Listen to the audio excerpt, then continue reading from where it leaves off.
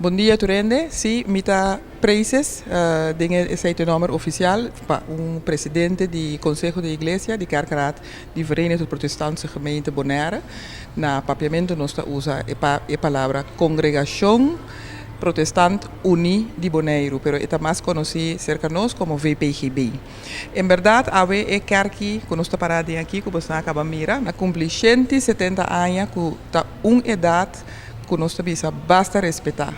Se você mira também, a forma como nós estamos probando a manter edifício, para o edifício está manter para a gemeente mesmo, dus nós não estamos ganhando subsídio, nós não estamos ganhando sangue de nenhum caminho, solamente estão com coração para a existência de kerk aqui, e se não dão aporte e a gemeente leden, membro da congregação, que também dão aporte turluna, que tiki que nós temos, nós buscamos scrap, ajuda de outra gente aqui para nós por manter a kerk em situação que está. Correto. Desde quantos membros tem na altura aqui, que 170 anos de licença, pelo que está kerk aqui?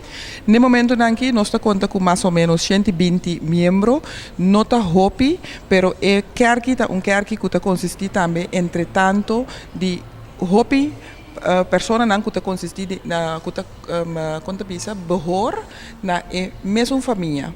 Então nós temos hopi membros de Holanda, pero esse nós não conta como membros inscrevi, pero não membro não que de visita cerca nós, que tem para período 6 lunas, ano, tem para 2 anos na Bonaire, não tem, pero não vai back. Pois não nós temos nós gemeenteleden que tem de visita, então isso não que tem biba na Bonaire aqui mais ou menos 120.